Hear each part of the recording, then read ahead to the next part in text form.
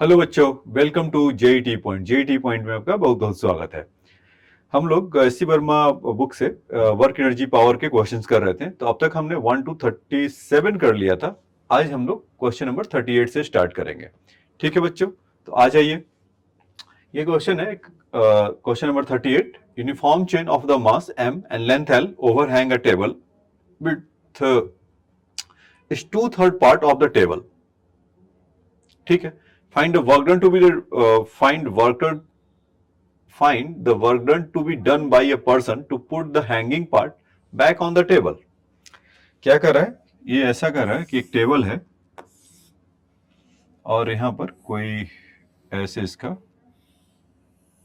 चैन है, इस तरह का चैन मान लीजिए, और इसका 2/3 पार्ट इधर है और L/3 नीचे हैंग कर रहा है। तो जब वो करे, इसको पुल ऐसे करेंगे तो थोड़ी देर के बाद क्या हो जाएगा? इस कंडीशन में पूरे का पूरा चेन सपोज L ऊपर की तरफ आ गया। तो कह रहा है कि इस प्रोसेस में कितना वर्क डन करना पड़ा होगा। तो अगर हम सोचे कि इसको अगर उठाना, इसको वर्क किया होगा, मान लीजिए कि ये यहां से छोटा सा ऐसा डीएम मास ले ले और इस मास का डीएक्स है।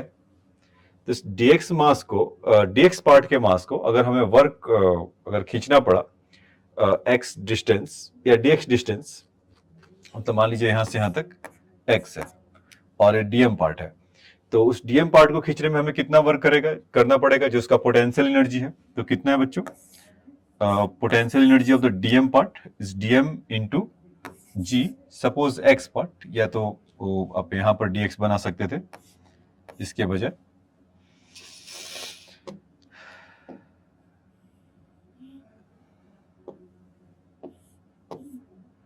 आप यहां पर डीएक्स ले लीजिए, ऐसा ए डीएक्स, और इसको सपोज एक्स डिस्टेंस अगर लेकर आ रहे हैं और इसका मास डीएम है, ऐसे।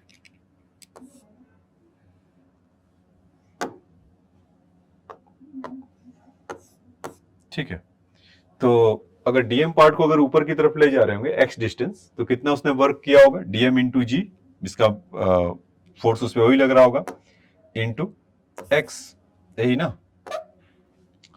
ठीक है, थोड़ा सा इसका पेन बढ़ा लिया जाए। DM into g into x. तो अब देखते हैं कि डीएम पार्ट का मास कितना होगा। पूरे पार्ट का मास कितना गिवन है? M, uniform chain of mass m and length l. तो इसमें क्या करेंगे कि मास पर यूनिट लेंथ निकालने के,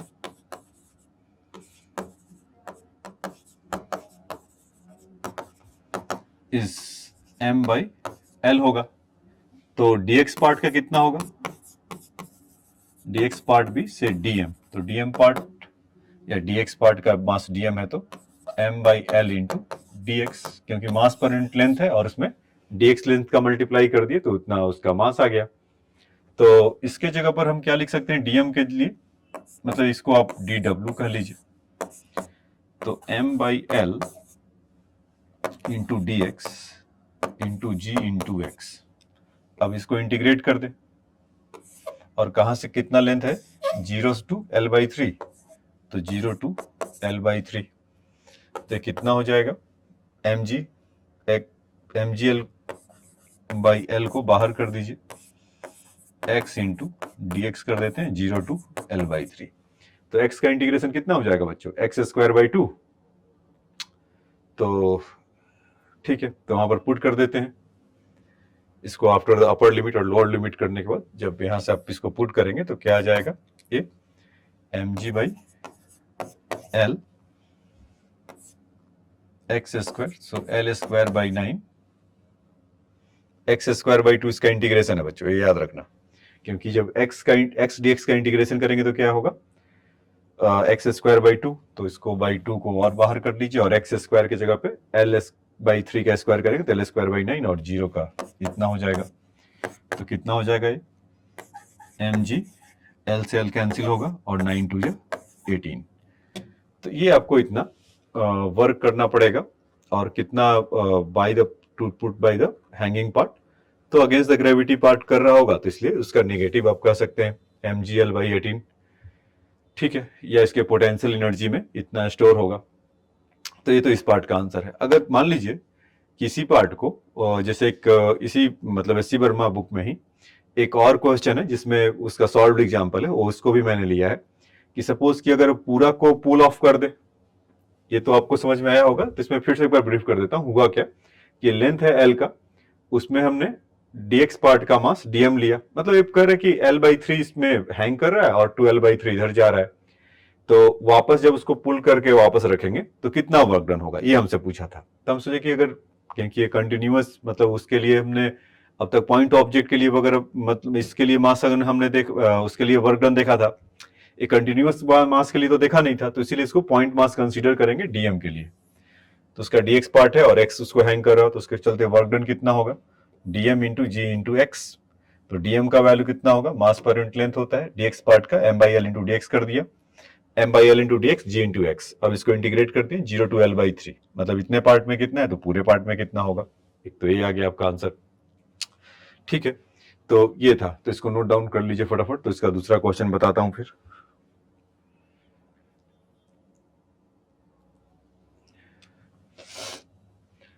देखिए ये क्वेश्चन था कि uniform chain of the length l and mass m overhang the smooth table with the 2/3 part of the lying on the table, find the kinetic energy of the chain, it complete slip of the table. तो अभी क्या करें कि आप वैसे भी जानते हैं कि अगर जैसे मान लीजिए कि यहाँ पर पेन है, इस साइड से अगर मैं इसको छोड़ू तो ये नीचे की तरफ आएगा, मतलब सम ऑफ जो भी कुछ पोटेंशियल एनर्जी इसके पास है वो काइनेटिक एनर्जी में कन्वर्ट हो जाएगा। तो वैसे ही हम लोग अभी क्या करेंगे कि अगर इसमें 2/3 पार्ट इधर था और l/3 इधर है, तो l/3 के चलते हमने देखा कि इसमें कितना पोटेंशियल एनर्जी प्रोसेस किया था, आपने देखा होगा अभी पीछे वाले क्वेश्चन में mgl/18। तो फाइनली अगर l पूरा नीचे की तरफ आएगा तो कितना होगा, मतलब सेम प्रोसीजर सब कुछ वैसा ही होगा, dm g इंटू एक्स, इस बार 0 टू l खाली कर देना है, मतलब वहां से 0 टू l/3 था क्योंकि l/3 हैंगिंग पार्ट में था, और ये 12/3 है, तो ये नीचे की तरफ अगर पूरा चैन अगर आएगा तो उसका फाइनल पोजीशन, मतलब फाइनली कितना वो पोटेंशियल एनर्जी रिलीज करेगा, तो उसके लिए हम dmg इंटू एक्स कर देंगे। तो यहां से जब आप इसको देखेंगे तो कुछ जैसा वहां पर आया था mgl/2, और यहां से आप l स्क्वायर, सॉरी क्योंकि मास पर यूनिट लेंथ है ना बच्चों, तो मास पर यूनिट लेंथ इंटू जी तो कांस्टेंट होगा, और x का इंटीग्रेशन करेंगे तो x²/2, तो 2 भी बाहर आएगा, और उसके बाद जब यहाँ पर लिमिट लगाएंगे l² माइनस 0, तो देखिए यहाँ से कितना आ गया mgl/2, ऐसा। तो फाइनल ये है, और इनिशियल कितना है mgl/18 है, तो फाइनल माइनस इनिशियल कर दीजिए, तो जो चेंज इन काइनेटिक एनर्जी इनका हो इसके लिए होगा mgl 1/2 माइनस 1/18। तो mgl एलसीएम लिया तो कितना हो जाएगा 18, और यहाँ से कितना हो जाएगा 9, और 8/18 तो कितना आ जाएगा 4/9 mgl। तो सेम वहाँ पर उसके लिए रिपीट करा दिया, जैसे यहाँ पर था l/3 के लिए मांगा था, तो कहा कि पूरे के लिए मतलब इतने से अगर पूरा स्लिप ऑफ होगा, हाँ उसमें फिर क्या होता है कि वो जैसे कि यहाँ पर जब वो गिर रहा है तो ऐसा ऐसा नहीं बन रहा है कुछ, वो मतलब ऐसा एक एजम्पशन करना पड़ेगा कि जो रोप अगर गिर रहा होगा यहाँ पे, या जो चैन है, तो एक के ऊपर एक लंप अप नहीं हो रहा है, मतलब कि एक के ऊपर एक ऐसा नहीं गिर रहा है, जैसे ऐसे गिरा तो चैन देखते हैं थोड़ा सा ऊपर उठ गया होगा, मतलब मान रहे हैं कि पूरा ऐसे स्प्रेड आउट हो जाए, क्योंकि मतलब थोड़ा सा ही पोटेंशियल एनर्जी ना रह जाए, इसमें एजम्पशन एक आप कह सकते हैं। तो इसके लिए कि अगर पूरा स्लिप ऑफ करना होगा तो यहाँ पर आप कह सकते हैं कि 4/9 mgl। अच्छा, इस क्वेश्चन को अब पहले तो आप लिख लो इसको, इस क्वेश्चन को बच्चों हम लोग दूसरे मेथड से भी एक कर सकते हैं, वो कहलाता है सेंटर ऑफ मास वाला। तो पहले इसको लिख लीजिए, फिर उसके बाद वो बताता हूं, तो कहेंगे अरे वो कहेंगे आप लोग ये तो आसान है, यही आपको पहले बताना चाहिए था। बताना तो चाहिए था, लेकिन अभी क्या करें कि वर्क एनर्जी थ्योरम पढ़ रहे हैं ना बच्चों, तो जिसके चलते हमें वर्क एनर्जी के तरफ से देखना होगा। देखो इस पिछले वाले क्वेश्चन में क्या था कि जैसे मान लीजिए कि l/3 है, या एक और ऐसा कर लेते हैं, ये ऐसा चेन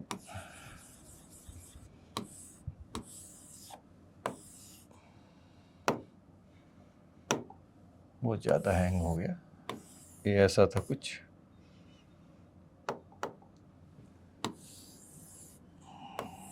इस तरह का, खैर ज़्यादा दिखाई दे रहा है लेकिन लिख देते हैं L/3, तो आपको मानना ही पड़ेगा 2L/3। ठीक है, तो अभी क्या है कि इसका सेंटर मतलब कहाँ पर होगा, यहाँ पर। जैसे मान लीजिए कि अगर नीचे की तरफ आ रहा होगा, इसी को रेफरेंस लाइन मान लेते हैं, तो ये एक्चुअल में कितना डिस्टेंस होगा ऊपर से, L/6।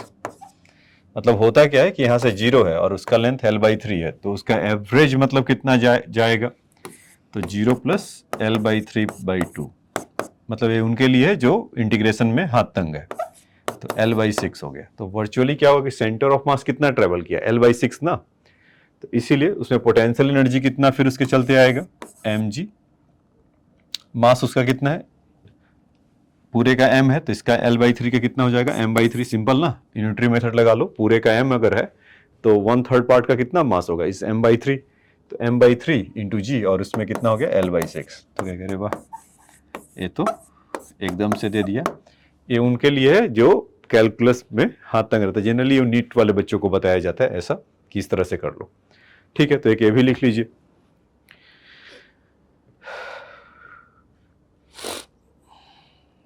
ठीक है, अब आते हैं नेक्स्ट क्वेश्चन में। कर uniform chain of the length L of mass m overhang horizontal table with its the 2/3 part of the table. फिर से वही है, अगर friction coefficient between the table and the chain is mu, find the work done by the friction during the period of the chain slip of the table. तो इसमें तो फिर काम और आसान कर दिया। इसमें कह रहा स्लिप ऑफ जब कर रहा होगा तो फ्रिक्शन के चलते कितना होगा वर्क डन, तो L/3 है और यहाँ से 2L/3 है। तो मान लेते हैं कि अगर x डिस्टेंस से चल रहा होगा और छोटा सा पार्ट उसका, फिर से वही ले लें कि dm होगा, और ये पार्ट dm है तो इसके चलते dx होगा। तो मास पर यूनिट लेंथ निकाल लें बच्चों, तो कितना हो जाएगा m/l, मास पर यूनिट लेंथ इतना। तो मास ऑफ dx पार्ट कितना हो जाएगा,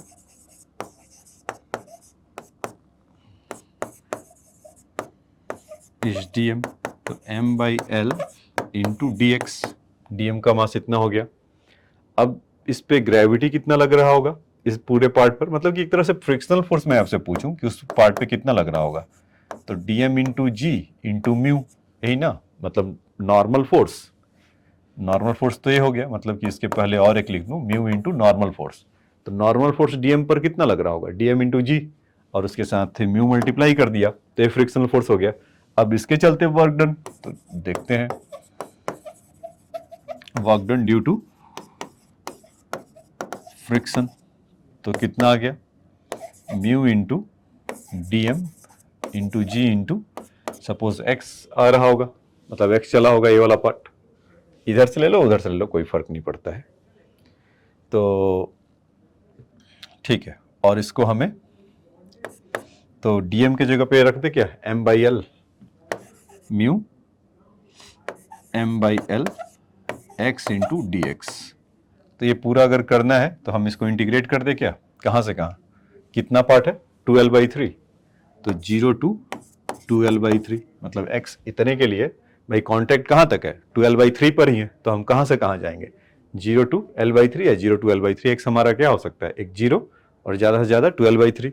तो उस समय कितना लगेगा, इसको कैलकुलेट करेंगे तो पूरा आपका मिल जाएगा। तो यहाँ से आप देखेंगे, ये दिख रहा है बच्चों, हाँ दिख रहा है। तो जो वर्क डन होगा तो म्यू m/l है,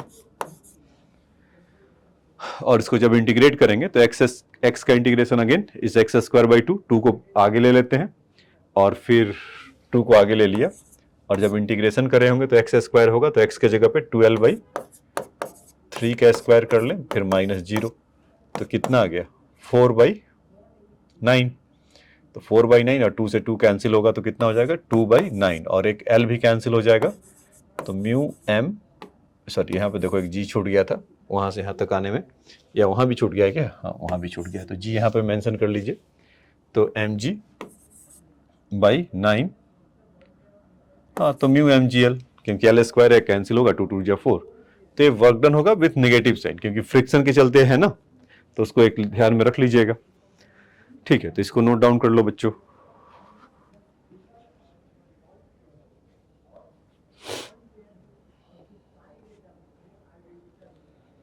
ठीक है, अब आ जाइए नेक्स्ट क्वेश्चन में आते हैं। इसमें क्या कर रहा है कि block of mass 1 kg is placed on the point A of the rough track shown in a figure is slightly push down right shows the point B of the track. Calculate the work done by the frictional force on the block during its the from A to B. तो ठीक है, तो इसमें slightly push down, उसके बाद ऐसे अपना आ रहा होगा, तो इस पूरे उसमें वर्क डन कितना लगा। तो आप सोचिए कि इसको एनर्जी कहाँ से मिल रहा होगा। अगर स्लाइटली डाउन कर रहा है, मतलब स्लाइटली मतलब काइनेटिक एनर्जी नेग्लेजिबल है, मतलब उसको कंसीडर में नहीं लेंगे। तो उसके चलते अगर देख रहे हो कि इसको एनर्जी कहाँ से मिल रहा होगा वहां से वहां तक जाने में, तो पोटेंशियल एनर्जी देखिए 1 मीटर यहाँ पर है और 0.8 मीटर है, तो change in potential energy is equal to, हम कह सकते हैं ना कि वर्क डन यहाँ पर हो रहा होगा विथ निगेटिव, मतलब कि अगर उसका अगर mg नीचे की तरफ लग भी रहा होगा तो ठीक है, तो पॉजिटिव, और यहाँ पर उसके work done due to the frictional force. और कौन क्योंकि वहां पर वो क्या कर रहा है कि calculate the work done by the frictional force on the block during the its transit from A to B. तो और 1 kg का ब्लॉक है, तो हम ऐसा कर लेते हैं कि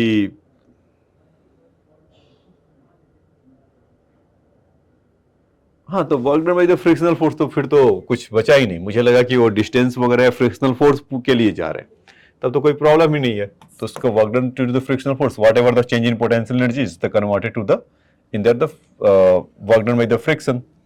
सो सिंपल, तो mg change in the height कितना हो रहा है 1 मीटर टू 0.8, तो 0.2, तो work done by the friction हो गया। तो mg का वैल्यू इसका मास 1 kg है, ये 10 इंटू 0.2, तो work done of the friction is equal to कितना हो गया 2 जूल विथ नेगेटिव और हो जाएगा। ठीक है बच्चों, तो ये बात समझ में आया कि आपको कि 10 उसका जितना भी अगर फ्रिक्शनल फोर्स पूछता तो फिर वो ट्रैक का उसका लेंथ देना पड़ता। क्यों? क्योंकि तभी तो निकाल पाते हैं कि work done by the friction is equal to f into distance.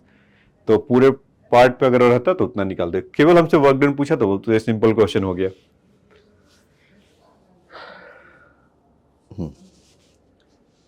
चलिए नेक्स्ट क्वेश्चन में आते हैं। A block of mass 5 kg is suspended from the end of the vertical spring which is stretched by 10 cm under the load of the block. The block is given a sharp impulse from the below so that acquire an upward speed of 2 meter per second. How high will be the raise? ठीक है, एक block है,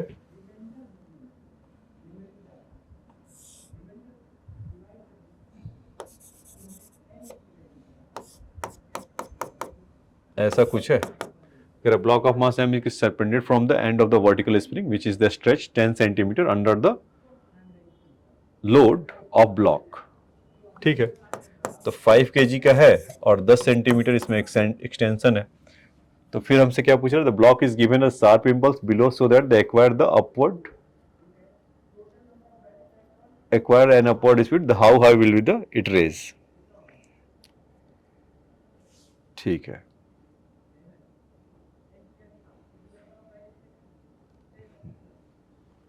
तो ठीक है, तो यहां पर क्या करिए बच्चों कि इसको एक स्पीड दिया so that acquire the upward speed of how high will be the,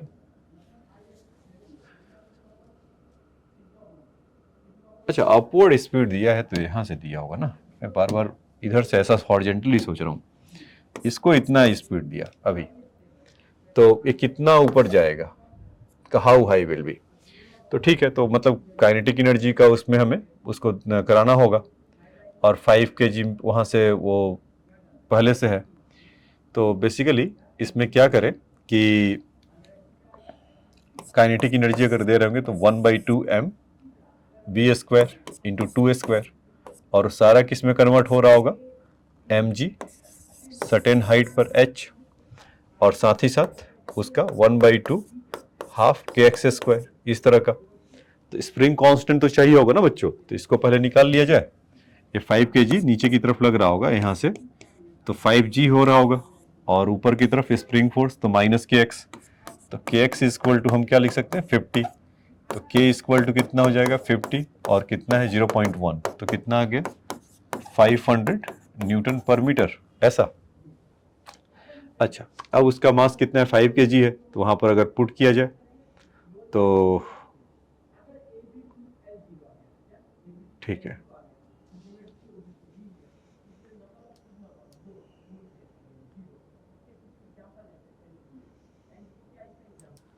ठीक है। तो इसमें half m b square equal to this m g h plus half के एक्स स्क्वायर। तो इसमें देखिए बच्चों कि क्या होगा कि स्ट्रिंग अभी क्या है कि स्ट्रेच्ड है, और उसको जैसे ही हम उसको देंगे तो ऊपर की तरफ जाएगा, नेचुरल पॉइंट पर आएगा, फिर ऊपर से वो उधर जाएगा। तो आपको याद होगा स्प्रिंग सिस्टम में आपको बताया था कि कोई स्ट्रेच्ड है, स्ट्रेच से जब कंप्रेस्ड होता है तो उसको नेट वर्क डन उसके चलते स्प्रिंग के चलते क्या हो जाएगा, शून्य। तो ये पार्ट तो हो गया शून्य।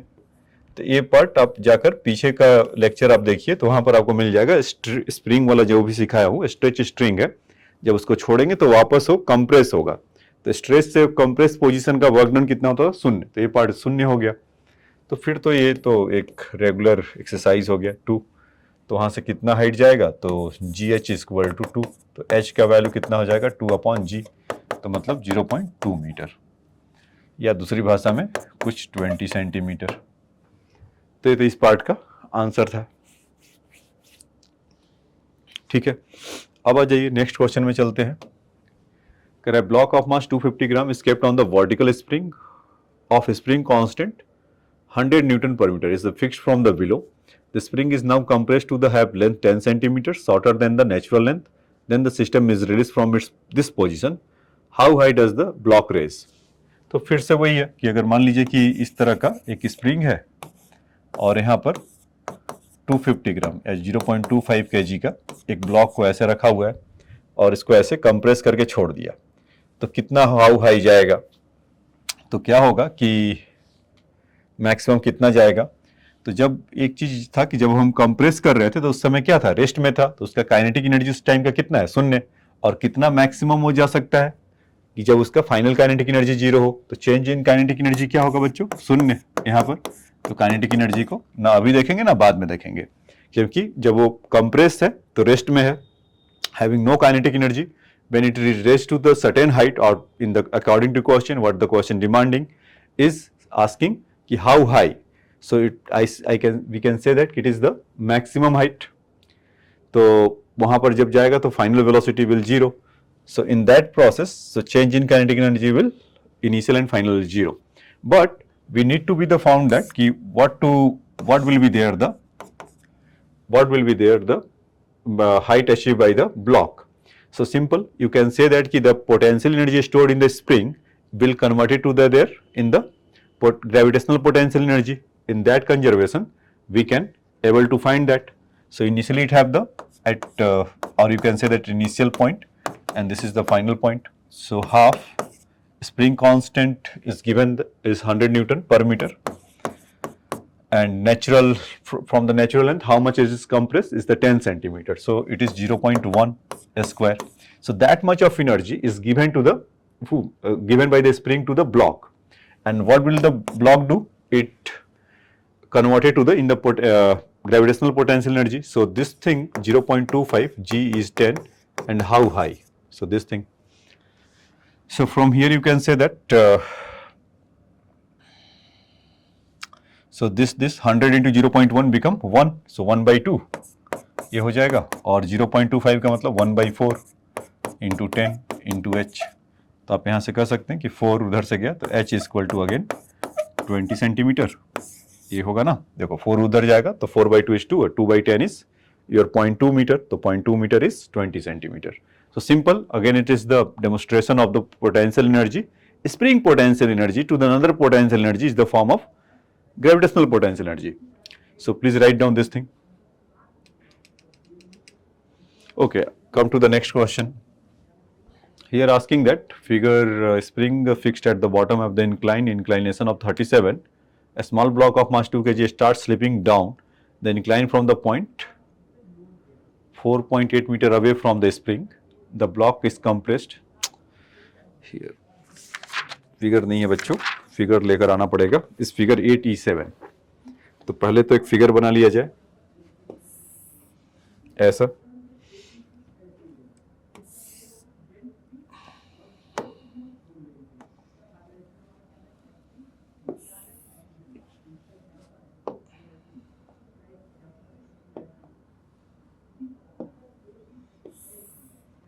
इस तरह का है, और यहां पर एक स्प्रिंग है ऐसा, और एक ब्लॉक को ऐसा यहां पर रख दिया है, मास उसका m है।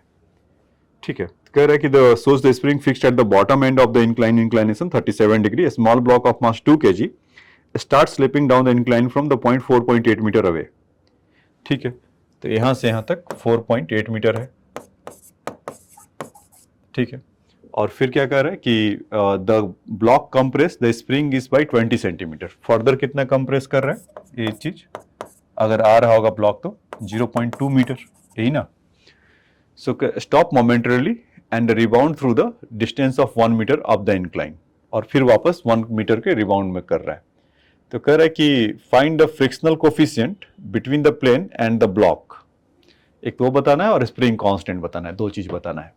ठीक है, तो उसमें देखिए कि क्या हो रहा है कि अगर the block of mass start slipping down the incline plane, मतलब कि उस समय भी वो रेस्ट में था, स्टार्ट स्लिपिंग मींस रेस्ट से हो रहा होगा, तो इसका स्पीड तब 0 होगा। और इसमें जब बोला कि मोमेंटरली रेस्ट, यही बोला ना, momentarily rest stop, so final kinetic energy will also 0, so change in kinetic energy बच्चों 0, तो तब भी नहीं, उस समय नहीं रहेगा। अच्छा, अब ये सोचे कि जब ये आ रहा होगा यहां से यहां तक 4.8 से 0.2 तक, तो इस पे तो हमें कह सकते हैं ना कि एक तो जो उनका क्या मतलब कि mg साइन थीटा, मतलब इसको जो ग्रेविटी वाला होगा, पोटेंशियल एनर्जी रिलीज हो रहा होगा, तो और इसका थीटा यहां से ऐसे कर देते हैं, तो यहां से हम बोल सकते हैं कि mg डाउनवर्ड होगा, और ये वाला कंपोनेंट जो इसको लेकर आ रहा होगा इज mg साइन थीटा।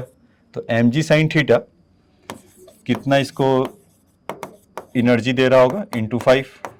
ठीक, और साथ ही साथ वहां पर mg साइन थीटा ये हो रहा होगा, तो ये एनर्जी रिलीज कर रहा होगा।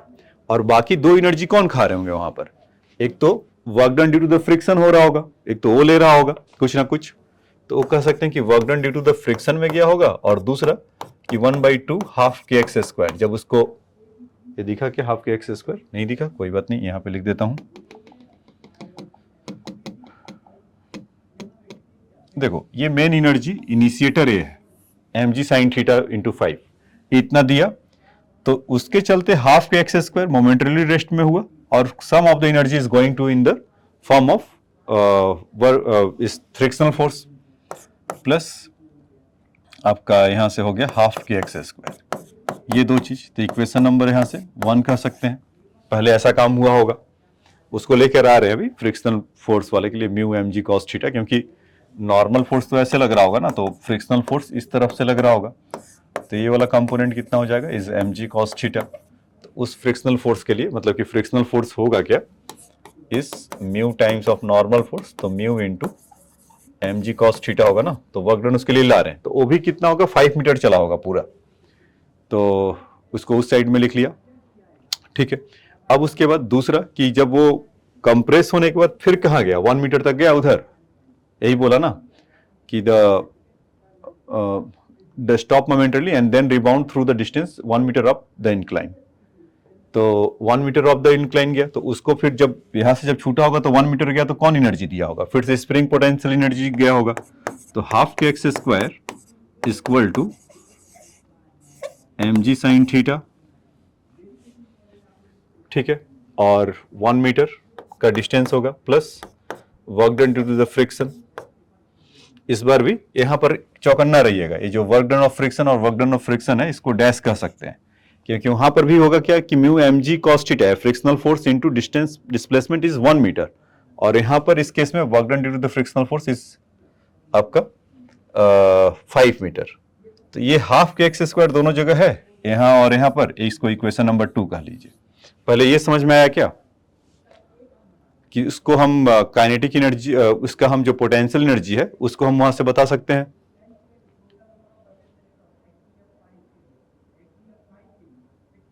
क्यों बच्चों? तो इसको आप चाहें तो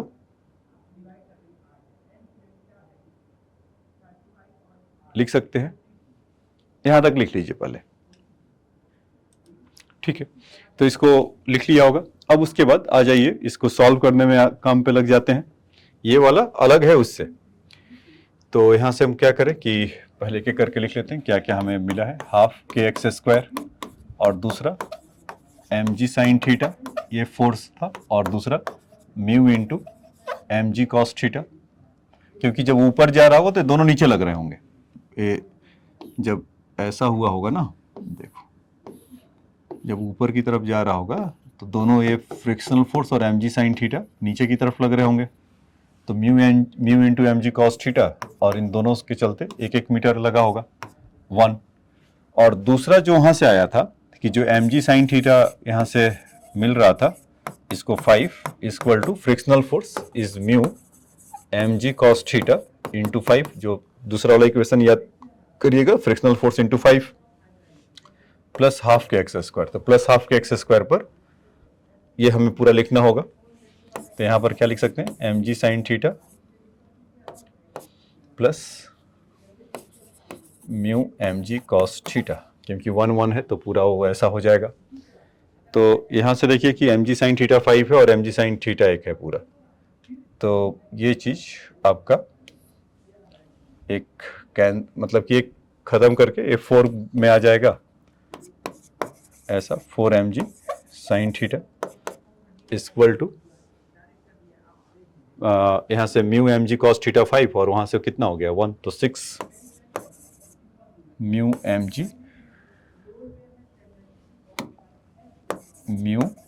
जी कॉस थीटा, ऐसा। तो एम जी तो अपने घर चले गए पहले ही, और यहाँ से कितना हो जाएगा 4/6 और 4/6 और sine theta by cos theta, तो मतलब आया tan थीटा, और यहाँ से आपका आया म्यू का वैल्यू। तो यहाँ से 4/6 का वैल्यू कितना हो गया बच्चों, 4/6 तो 4/6 और tan थीटा का वैल्यू 37 डिग्री है, तो 37 डिग्री का मतलब 3/4 का, तो 3/4। तो यहाँ से आपका आ गया 1/2, तो यानी कि 0.5। तो ये म्यू का वैल्यू है 0.5। तो आप आंसर भी चेक करेंगे इस 0.5, ठीक है। तो ये बात समझ में आया, इसका म्यू का वैल्यू। तो इसमें सिंपल एनर्जी कंजर्वेशन से तो आप ऐसे चीजों को प्रोसेस मतलब देखिए कि हुआ कैसे, मैंने कैसे कैसे सोचा उस तरह से आप उस चक्कर में मत पड़िए 4.8 है ट्रू है, मतलब कि कई लोग कई तरह से अपना समझाते रहते हैं। तो आप देख लो कि ग्रेविटेशनल पोटेंशियल एनर्जी को एनर्जी कहां से मिल रहा है, यहां से मिल रहा है, और इसको कौन मिल बांट के खा रहा है, इस potential energy of the spring half के एक्स स्क्वायर, और साथ ही साथ कौन सा था आपका फ्रिक्शनल फोर्स। तो इन दोनों को एक साथ देख लिया। फिर क्वेश्चन का दूसरा पार्ट है कि जब यहां से जा रहा है तो मैक्सिमम कितना जा रहा है, 1 मीटर जा रहा है, उससे जब छूट रहा है तो हाफ के एक्स स्क्वायर, मतलब कि वो उतना फिट से जाएगा। तो 0.2 सेंटीमीटर को अकाउंट में ही नहीं मतलब आया, वो इक्वेशन हमने इस तरह से लिखा कि हमारा कैलकुलेशन बहुत कम हो गया, हाफ के एक्स स्क्वायर से ही उसको रिप्लेस कर दिए। तो m g sine theta into 1 और work done due to the frictional force. तो जब जा रहा होगा ऊपर की तरफ तो दोनों फ्रिक्शनल फोर्स और m g sine theta gravity दोनों नीचे की तरफ लग रहे होंगे, तो उन दोनों का वैल्यू सिंपली हमने यहाँ पर एलजेब्रा कर दिया और वहां से फाइंड आउट कर दिया, ठीक है। ये तो बातचीत था उसका कोफिशिएंट ऑफ फ्रिक्शन निकालने का। दूसरा हमसे पूछा है कि स्प्रिंग कांस्टेंट बताओ। तो अब आप कहीं भी फ्री हैं, दो इक्वेशन दो अननोन है, तो आप कहीं से भी निकाल सकते हैं। तो मैं इसको दूसरे वाले को पकड़ लेता हूँ कि सिंपल है, क्योंकि एम जी साइन थीटा और म्यू कॉस थीटा ये वाला जो था इसी में पुट कर लेते हैं वैल्यू। तो इसमें अगर हम पुट करेंगे तो 1/2 के एक्स कितना कंप्रेस था 20 सेंटीमीटर, तो 0.2 का square, m g sine theta, m g common ले लीजिए, तो एम जी का उसका मास का वैल्यू कितना था बच्चों, इज 2 kg। तो यहां से हो गया 2, तो ये हो गया 20, साइन 37 इज 0.6, कॉस 37 इज 0.8, और म्यू का वैल्यू अभी भी पता चला 0.4। तो 0.6 0.5 था ना ये म्यू, तो 0.5 और 0.8 आपस में जब मिलेंगे तो क्या हो जाएंगे, उसका आधा, तो 0.4, तो 0.6 प्लस 0.4 बिकम 1 हो गया। तो यहाँ से जब हम इसको सॉल्व और करेंगे तो k/2 इक्वल टू 20, यहाँ से हो गया 20 इंटू 1 तो 20 और अपॉन 0.04, तो ये हो गया 40 अपॉन 0.04। तो आप इसको देखेंगे 4000 ऊपर होगा, 4000 बाई, एक कैलकुलेशन आप देख लीजिए, 4000 अपॉन 4 करेंगे तो यहाँ पर 1000 न्यूटन पर मीटर आ जाएगा। ठीक है बच्चों, तो ये तो आपका था क्वेश्चन नंबर 43। तो इसको आप चाहें तो लिख सकते हैं।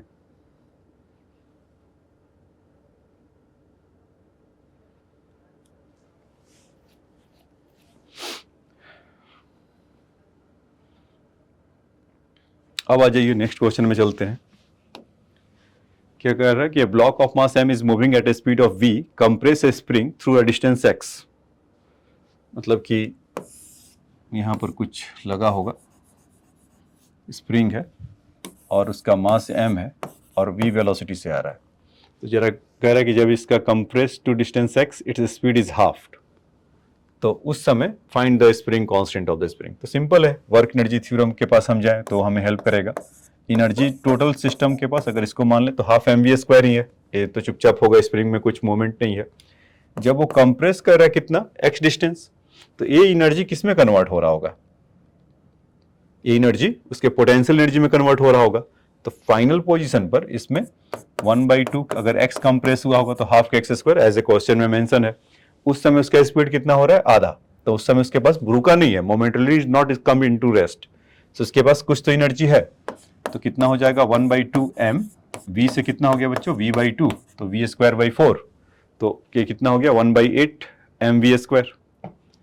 तो 1/2 माइनस इसको अगर करेंगे यहां से तो कितना आ जाएगा, ये हाफ mv², तो 1 माइनस 1/4 तो 3/4 हो जाएगा। मतलब मैं इसकी और इसकी बात कर रहा हूं, इसको लेकर आओ इधर, तो हाफ mv² लाएंगे तो कितना हो जाएगा, ये 1 माइनस 1/4, सो 3 mv, मतलब ऐसा 3/4 mv²/2, मतलब 3/8 mv² इक्वल टू हाफ के x²। तो इसीलिए इसको रखा था। तो यहाँ से 2 से 2 गया और वहाँ से आपको v चाहिए था, x चाहिए था, क्या पूछा है कि फाइंड ए स्प्रिंग कांस्टेंट, अच्छा स्प्रिंग कांस्टेंट चाहिए। तो यहाँ से आपका हो जाएगा 3/4 v²/x²।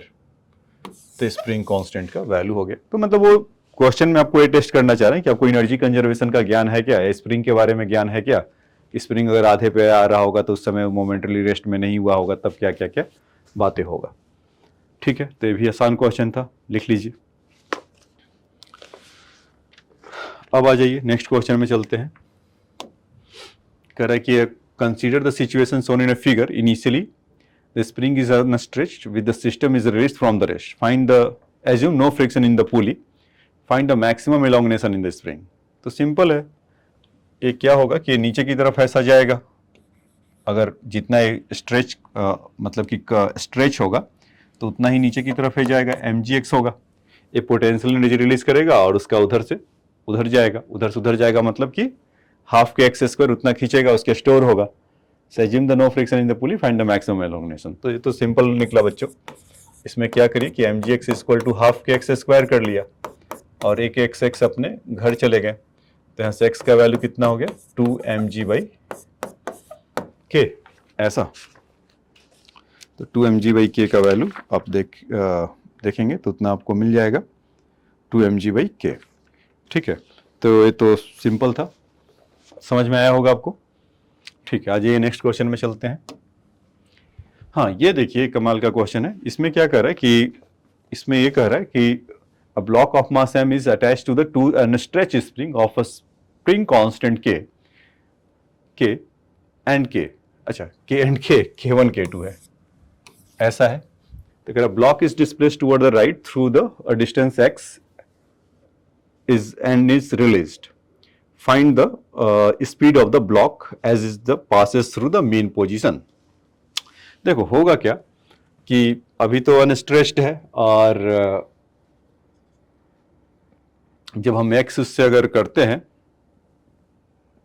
तो ये वाला कंप्रेस होगा, तो पोटेंशियल एनर्जी दूसरा वाला ये राइट की साइड में होगा तो स्टोर हुआ होगा, ये वाला खींचा होगा तो इसका भी पोटेंशियल एनर्जी कुछ खींचने के चलते बढ़ा होगा। तो दोनों के चलते हम यहाँ पर कहें कि 1/2 k 1x square plus 1/2 k2x square, ऐसा। तो जब मैक्सिमम तो यही है कि x से अगर कर दिए तो दोनों के पास इतना हुआ होगा, उसके चलते फाइनल स्पीड कितना हुआ होगा इसके पास, हाफ m। अगर मीन पोजीशन से जा रहा होगा तो हाफ m v स्क्वायर हुआ होगा, यही हुआ होगा ना बच्चों। यही बोला है कि the shown in figure the block is displaced toward the right through the distance x release, find the speed of the block as it is passes through the mean position as shown. तो उस समय उसका velocity v होगा, तो half half half अपने घर चले गए। तो यहाँ से आपका v का वैल्यू कितना आ जाएगा, k1 plus k2, k1 plus k2 upon m का स्क्वायर रूट, और वहाँ से x बाहर, so k1 plus k2 by m square root into x, ऐसा मिलेगा आपका स्पीड जो मीन पोजीशन पर होगा। तो ये बात समझ में आया? ठीक है, तो इसको नोट डाउन आप कर सकते हैं। अब देखिए इसके बाद नेक्स्ट क्वेश्चन एक इससे मिलता जुलता लेकर आया हूं। कह रहा k1 k2 तो ठीक है, a block is the mass m attached to the two unstretched spring k1 k2 shown in a figure, the block is the displaced toward the right through the distance x and released, find the speed of the block as it is passes through the distance x by 4 from the mean position। हाँ, तो तब क्या होगा बच्चों, इसके लिए सोचिए, बताइए। देता हूं कुछ समय आपको इसके लिए, 10 सेकंड 20 सेकंड जितना चाहिए आप ले सकते हैं। करिए इसको, मैं स्क्रीन से हट जाता हूं। सोच लिए बच्चों, देखिए चल रहा है ना। हाँ, देखिए इसमें क्या है कि ब्लॉक ऑफ मास m, जैसा कि बोला था कि इसमें हो रहा है, तो एग्जैक्टली सेम पिछले बार की तरह है। फिर से एक बार पढ़ देता हूं, कहेंगे तो block of mass m is attached to the two unstretched spring constant is k1 and k2 shown in a figure, the block is displaced toward the right through the distance x।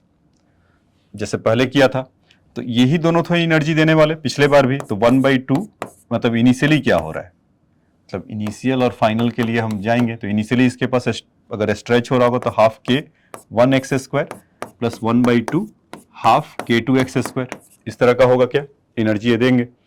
उसके बाद वो क्या कह रहा है कि उसका speed बताइए कि जब x/4 मीन पोजीशन से हो, तो x/4 मीन पोजीशन से दूर हो तो ये वाला अंदर की तरफ x/4 कंप्रेस होगा, और ये वाला बाहर की तरफ k1 वाला x/4, एक सिचुएशन मान लेते हैं k1 x/4 अंदर की तरफ होगा, उससे कोई फर्क नहीं पड़ेगा। तो उस समय उस लोग के पास तो कंप्रेस है और एक स्ट्रेच्ड है, नेचुरल पोजीशन पे तो है नहीं, तो कुछ ना कुछ एनर्जी वो भी प्रोसेस किए होंगे जो पिछले बार में हट गया था। तो वहां पर वेलोसिटी तो करने में कोई दिक्कत नहीं है, हाफ m v स्क्वायर जैसे मीन पोजीशन पे था, तो अब भी कुछ ना कुछ वेलोसिटी होगा, ये वाला टर्म तो इंटैक्ट रहेगा। लेकिन जो उसने इस क्वेश्चन में क्या बोल दिया कि x/4 अपने मीन पोजीशन से दूर है, तो पहले वाले के चलते कितना होगा, तो 1/2 k x/4 का स्क्वायर प्लस 1/2 k2 x/4 का स्क्वायर, ऐसा। ठीक है बच्चों, तो ये नया आएगा, आपको टर्म मिलेगा। तो हाफ हाफ हाफ तो पहले मुहूर्त में निकाल दीजिए इसको हर जगह से। फिर यहाँ से एक k1x स्क्वायर, तो ये 1 है और यहाँ पर 1/16 है, तो 1 माइनस 1/16 कितना हो जाएगा, इस 15/16। मतलब अगर इसको खाली देखें, 1 माइनस 1/16 इज 15/16। तो इसको जब आप करेंगे तो 15/16 k1 x स्क्वायर। सिमिलरली वो भी इधर आएंगे, तो उनके पास भी 15/16 इज विजिबल है, हाँ विजिबल है, 15/16 k2 x स्क्वायर, ऐसा होगा क्या। अब उसके बाद mv स्क्वायर को अपना रखे रहिए कि 2 तो कैंसिल हो गया था, तो 15/16 सबसे कॉमन ले लें और x स्क्वायर भी कॉमन ले लेते हैं और उसका स्क्वायर रूट लगाते हैं, तो हमें कुछ मिल ही जाएगा। तो क्या मिलेगा बच्चों, यहाँ पे थोड़ा स्पेस खाली कर लिया जाए। तो 15/16 x स्क्वायर कॉमन लिया, तो यहाँ से कितना आ गया, k1 plus k2 equal to that thing is m into v square. तो अब इसको डिवाइड कर लीजिए, तो v का वैल्यू कितना हो जाएगा, √15 k1 प्लस k2, 4 को बाहर रख देते हैं, बाहर रख लेते हैं, और अपॉन m।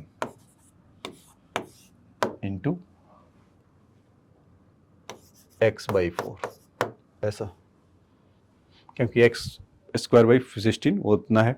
ठीक है, तो समझ में आए होगा आप लोग को, तो इसको राइट डाउन कर लीजिए। ठीक है, अब आ जाइए नेक्स्ट क्वेश्चन में चलते हैं। तो ये दोनों एक जैसे थे पिछले वाले क्वेश्चन। तो block of mass m is sliding on the smooth horizontal surface with the velocity v meets the long horizontal spring fixed at one end and having a spring constant k as shown in a figure। फिर से figure गायब है, तो आइए बना लिया जाए। ये ऐसा कुछ कह रहा है बच्चों कि एक यहाँ पर स्प्रिंग है, पिछले क्वेश्चन जैसा ही इसका रिवीजन है, ऐसा है, और यहाँ से कोई ब्लॉक ऐसे जा रहा है v वेलोसिटी से, ऐसा। तो shown in a figure, find the maximum compress of the spring, will the velocity of the block be the same u when it is ये u है, चलिए u ले लेते हैं। तो सबसे पहले तो कह रहा है कि पूछ रहा है कि will the velocity of the block be the same as u when it is come back to the original position, और हमसे पूछा क्या गया है, पहले तो ये देख ले कि ये block of mass m sliding on the smooth horizontal surface with the velocity v, u v जो भी था, अच्छा v था तो v ले लेते हैं। horizontal spring at one end as shown in a figure, find the maximum compression of the spring, maximum compression spring। तो इसमें तो कुछ खास नहीं निकला, तो क्योंकि आप काइनेटिक एनर्जी को कन्वर्ट कर दीजिए, ये अभी पीछे भी देखे थे, इसका दूसरा वाला पार्ट अच्छा है, वो स्प्रिंग पोटेंशियल एनर्जी में कन्वर्ट होगा, तो 1/2 कैंसिल हो गया। तो यहाँ से हम देखेंगे कि maximum compression equal to m/k का स्क्वायर रूट इंटू वी, ऐसा होगा क्या? ठीक है, ये तो इतना कंप्रेस होने के बाद आ गया। अब उसके बाद कह रहा है कि व्हाट विल द वेलोसिटी। ऐसे अगर देखा जाए टेक्निकली तो कुछ मैग्नीट्यूड में तो कोई गड़बड़ी नहीं है, मैग्नीट्यूड तो उतना ही होगा, क्योंकि हाफ के एक्स स्क्वायर जो कंप्रेस हुआ होगा वापस तो दे देगा उसको, तो हाफ के एक्स स्क्वायर फिर से वो हाफ एम वी स्क्वायर में आ जाएगा। मैग्नीट्यूड वाइज जैसा वी पहले था अभी वही रहेगा, तो कहेंगे कि चेंज तो मैग्नीट्यूड में नहीं करेगा, लेकिन हाँ उसका डायरेक्शन बदल जाएगा, क्योंकि वेलोसिटी कैसा है, वेक्टर क्वांटिटी, तो मतलब पहले पॉजिटिव था अब निगेटिव हो जाएगा। मतलब पहले v से अगर इसको मानते थे तो अब उसका सेम मैग्नीट्यूड के साथ माइनस नेगेटिव v में हो जाएगा। तो उसने पूछा है नो, तो मतलब वो जेंटलमैन टाइप पूछा है यस और नो बताओ, तो कहेंगे नो। अगर यस बोले तो काम से गए, क्यों? क्योंकि सोचेंगे कि मैग्नीट्यूड सेम है, लेकिन उसका मैग्नीट्यूड तो सेम है बट निगेटिव में है, मतलब कुछ -6 है कुछ +6 है, तो वैसा वाला बात है। तो हमें -6 में आंसर करना है, तो इसीलिए निगेटिव में होगा, तो इसका आंसर होगा नो। तो उसका एससी वर्मा में भी वही आंसर है नो, क्योंकि उसका डायरेक्शन अब तक बदल चुका होगा। ठीक है,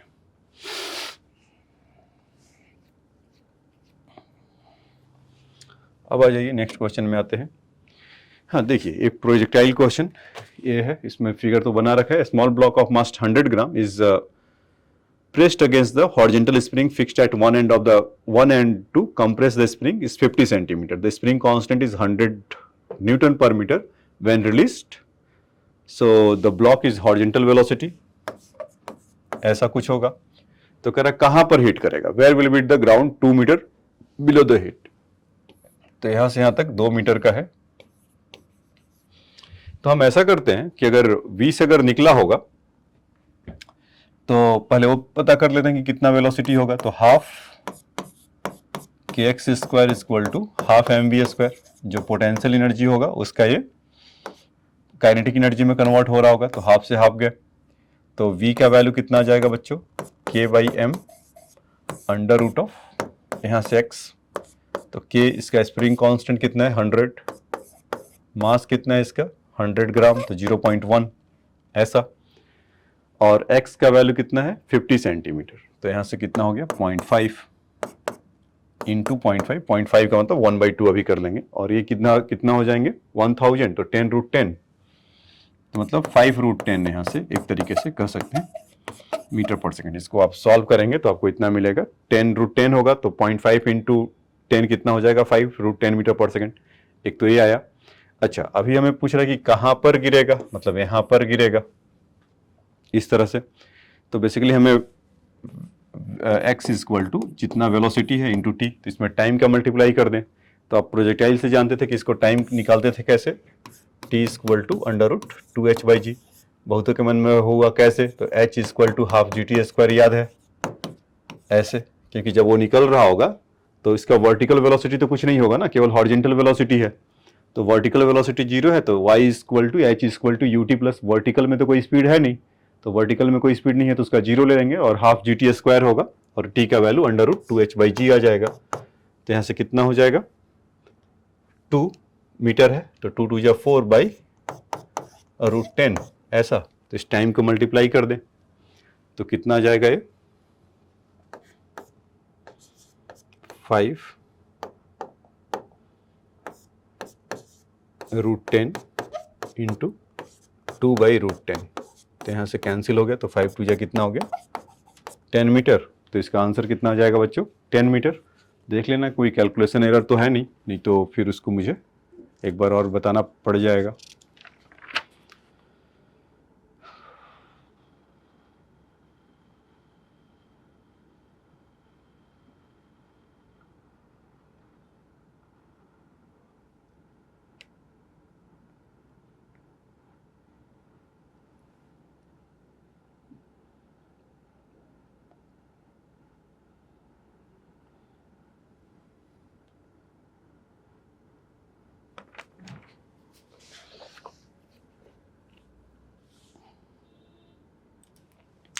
ठीक है, तो इसमें बच्चों देखिए मैं अभी इसका आंसर चेक कर रहा था, तो इसमें है वहाँ पर 1 मीटर, तो गड़बड़ी क्यों आया, क्योंकि टाइपो एरर्स के चलते तो यहाँ पर 50 सेंटीमीटर है, तो इस क्वेश्चन को 50 सेंटीमीटर से किया गया, तो आंसर है जो मैंने यहाँ पढ़ लिया था ना 0.5। एक्चुअल में अब क्वेश्चन नंबर देखेंगे, क्वेश्चन नंबर 48 जो है वहाँ पर जो डिस्टेंस है 50 सेंटीमीटर ना देकर 0. 5 सेंटीमीटर की मैंने, तो 5 सेंटीमीटर का मतलब कितना आ जाएगा 0.05 मीटर। तो अपने आप में क्वेश्चन अगर ऐसा है तो आंसर है, अगर 5 सेंटीमीटर है तो फिर उसका आंसर 10 के बजाय 1 होगा, क्योंकि यहाँ पर 0.05 होगा तो यहाँ पे एक 0.5 बचा रहेगा, तो 0.5 इंटू 2 करेंगे तो 10 मीटर आ जाएगा। ठीक है, तो एक एरर के साथ, तो चलिए एक दूसरा क्वेश्चन एक फ्रेम कर दिया इन्होंने टाइपिस्ट लोग ने कि वो 5 सेंटीमीटर के बजाय 50 सेंटीमीटर कर दिया, तो इसीलिए आंसर इसका 10 मीटर है।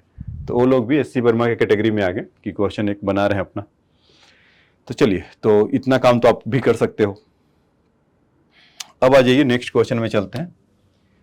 हाँ, नेक्स्ट क्वेश्चन बच्चों मजेदार है 49 का, लेकिन इन्होंने पक्का ये गलत लिखा है, जैसा अंदाजा था, क्योंकि ठीक उसके नीचे है तो उठाकर इन्होंने फिगर भी वही डाल दिया है, तो कोई बात नहीं, हम उसको देखेंगे। पहले इसको भी देख लें। एक small heavy block of attach to the lower end of the light rod length l which can be rotate about its the clamp under upper end. What is the minimum horizontal velocity should the block be given so that the move in the complete vertical circle? तो बच्चों कुछ ऐसा हो गया कि यहाँ पर एक ब्लॉक है, आप यहाँ पर कितना दो कि यहाँ पर कंप्लीट हो जाए। देखो वहाँ पर दो बातें हैं कि कंप्लीट सर्कल, तो यहाँ से यहाँ तक ये आएगा। एक क्या होता है, लूपिंग द लूप होता है, याद है वहाँ पर आपको बताया था कि इसका रेडियस जितना भी होता है तो वेलोसिटी मिनिमम कितना देना होता है, √5 rg। तो वो लूपिंग द लूप नहीं हो रहा है, ये कह रहा है कि मिनिमम वेलोसिटी कितना दे कि वो बस जाए और यहां पर पहुंच जाए, सीधा वहीं पे वहां पे रुक जाए। तो सिंस वो मोशन उसका इनर्शिया का है, वो रुक तो गया है, लेकिन ओके उसका जो आगे की तरफ मतलब कि इंटेंडेंट होगा आगे की तरफ, और ऐसे जैसे मान लीजिए कि आप ऐसा कुछ हो रहे हैं, जैसे मान लीजिए कि आपको कोई कहता है कि डांस करो और 60 डिग्री तक ऐसे झुक जाओ, लाइक माइकल जैक्सन टाइप का।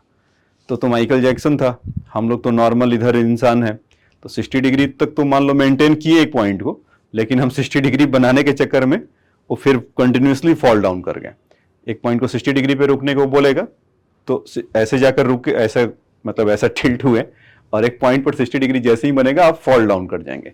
तो यही कहानी इसकी है कि आप वेलोसिटी यहाँ से दिया, वहां तक तो पहुंच गया, तो अब वहां जाने के बाद क्या, हवा में तो रहेगा नहीं, ग्रेविटी अपना काम करेगा, या तो स्लैक डाउन हो जाएगा, लेकिन इतना इसके पास स्पीड है कि फिर नीचे की तरफ ऐसे फॉल डाउन आगे की तरफ गिर जाएगा और फिर कंप्लीट सर्कल कर लेगा। तो पॉइंट क्या है, पॉइंट ये है कि लूपिंग द लूप नहीं है, मतलब ये जो चीज है ना अंडर रूट, आप ऐसा सोच रहे होंगे कि √4gl, तो ऐसा नहीं है बच्चों। √4gl तो करेक्ट आंसर है, √5gl नहीं है, तो ये रेड मार्क है, ये नहीं है। तो है क्या फिर, तो उसके लिए एनर्जी कंजर्वेशन लगाएं, तो v वेलोसिटी है तो 1/2 हाफ m v स्क्वायर, और पूरा का पूरा उधर से इतना कितना वेलोसिटी दे कि वहां तक पहुंच जाए, ए आर है और आर है, और इस केस में उसका स्ट्रिंग का लेंथ एल एल दिया हुआ है, तो कितना हो जाएगा एम जी इंटू 2L। तो मास मास कैंसिल हो गया, तो V इक्वल टू कितना हो गया, 2 ऊपर गया 4GL का अंडर रूट। तो अगर मिनिमम वेलोसिटी इतना देंगे तो 4GL होगा। वो सब आपको बताया था ना, जाकर वर्टिकल सर्कल का एक अलग से पूरा 2 घंटे का लेक्चर ही है, तो जाकर वहाँ देखिए तो आपको उसमें मजा आएगा। इसमें वेरियस पॉइंट, मतलब कि कहाँ पर टेंशन जीरो हो रहा है, कहाँ पर वेलोसिटी जीरो हो रहा है, तो उसको देखिए। तो फिर ये सब क्वेश्चन तो वही फटाफट बच्चों की तरह होगा, मसल के रख देंगे। ठीक है बच्चों, तो इसकी कहानी तो ये सिंपल सा था कि अंडर रूट 4GL होगा, ये नहीं होगा। अब आइए, अब इस फिगर को वहां लेकर आना है। अब ये फिगर उधर ही रहता तो कितना अच्छा होता, इस क्वेश्चन का है। तो आइए बना लेते हैं पहले फिगर।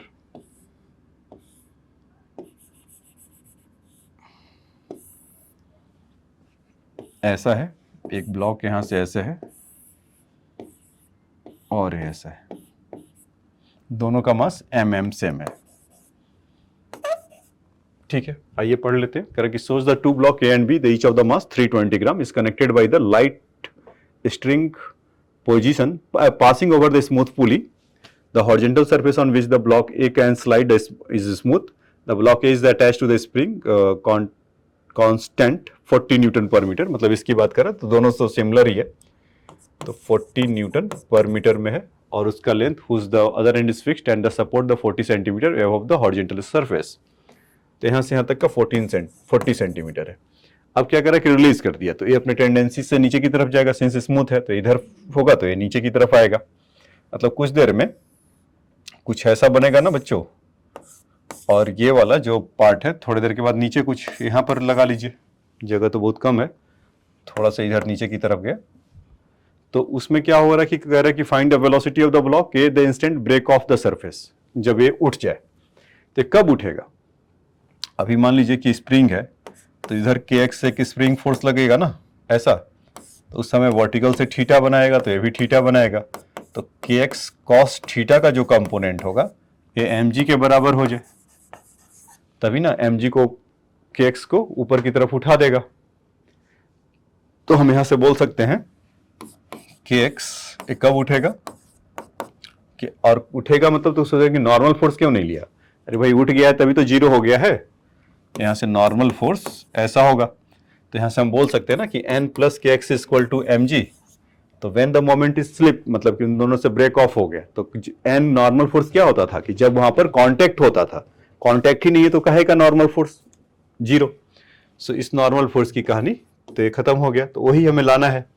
तो यहां से हम कह सकते हैं क्या, cos theta equal to M ji by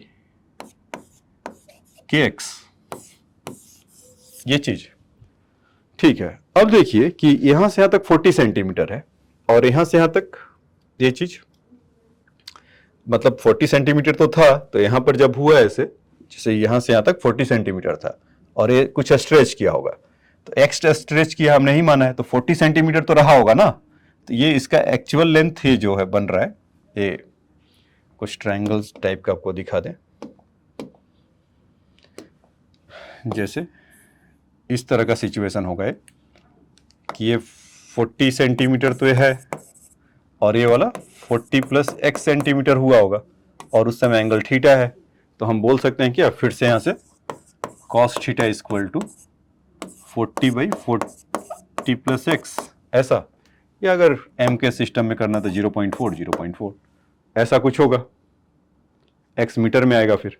तो इन दोनों cos थीटा को आमने सामने कर दें, तो इस सब हम कहानी किस लिए कर रहे हैं कि पहले तो उसको हम देख लें कि x इसमें स्ट्रेच कितना हुआ होगा, मतलब ये चला कितना है, ये वाला इधर कितना चला, तभी तो नीचे की तरफ उतना पता चलेगा कि नीचे की तरफ जाएगा तो उसका कुछ पोटेंशियल एनर्जी रिलीज करेगा, और उसके चलते मोशन में होगा, ये भी मोशन में होगा, तो कुछ मजा आएगा, कैलकुलेट करेंगे।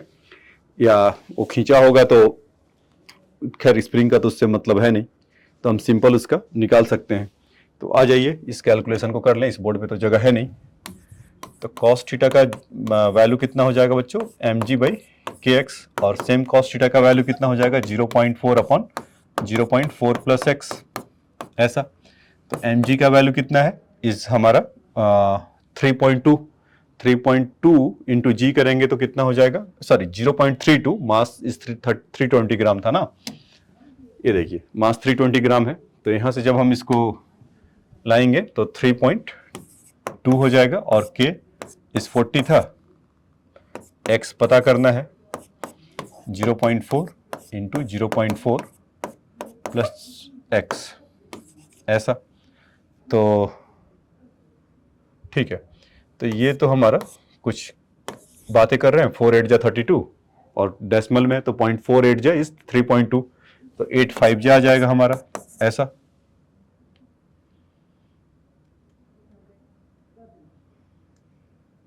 ठीक है, तो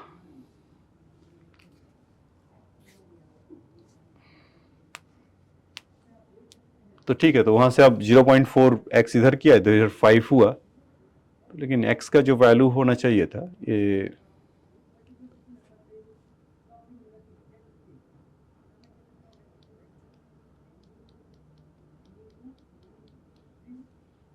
0.4x इंटू 0.4x, तो 8 हुआ, और 8 का 40 हुआ 5।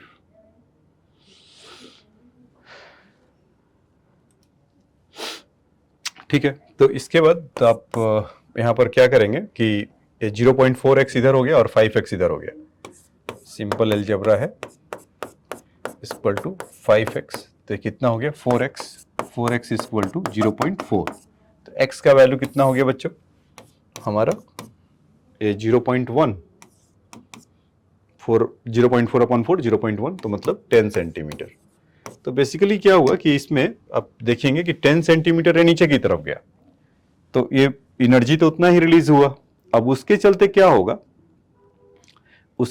होगा, कि कुछ ये भी v वेलोसिटी से आया होगा, ठीक है, तो और v वेलोसिटी से भी आया होगा, और इसका पोटेंशियल एनर्जी नीचे की तरफ ऐसा आया होगा। तो उस पॉइंट पर हमें बताना था कि find the velocity of the block.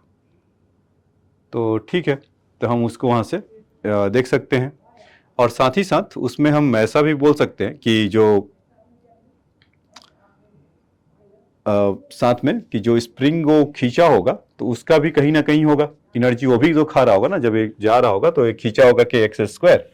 तो बेसिकली हम क्या कर सकते हैं कि यहाँ पर ये बात समझ में आया कि जो नीचे की तरफ यहाँ से कितना था वो 0, मतलब कि पहले तो हम ये देख लें कि 0 मतलब कि टोटल लेंथ इसका कितना आ गया, इस ट्राइंगल से अगर देखें तो 40 प्लस एक्स 10 सेंटीमीटर था, तो ये 50 सेंटीमीटर हो गया, और ये 40 सेंटीमीटर हुआ और 30 सेंटीमीटर हुआ। तो पहले मूव कितना किया, मूव किया है ये 30 सेंटीमीटर, ऐसा ना। तो नीचे की तरफ ये भी कितना जाएगा 30 सेंटीमीटर, तो 30 सेंटीमीटर जो एनर्जी रिलीज हो रहा है, तो ये इसके चलते v में वेलोसिटी में आ रहा है, और ये इसके चलते वेलोसिटी में आ रहा है, और साथ ही साथ इसमें स्ट्रेच कितने का हो रहा है, हाफ के एक्स स्क्वायर का हो रहा है। तो तीनों चीजें का इनिशिएटर ये है, एनर्जी देने वाला कौन है, ये जो पोटेंशियल एनर्जी रिलीज हो रहा है। तो पोटेंशियल एनर्जी रिलीज हो रहा है, आइए इसको इधर लिख ले कि एम जी और 0.3 होगा, और इक्वल टू दोनों ब्लॉक मोमेंट में आएंगे ना, ये वाले और ये वाले, इसमें भी v वेलोसिटी होगा, इसमें भी v वेलोसिटी होगा, कि आफ्टर मूव कर रहा होगा तब तो तभी उसी समय का वेलोसिटी करना है। तो खाली अब ये कंस्टेंट मोशन है, तो वेलोसिटी जब v यहाँ का होगा तो इस ब्लॉक के लिए भी होगा, तो हमें यहाँ पर यही सोचना है, half M we square plus half M we square plus half के एक्स स्क्वायर, ऐसा।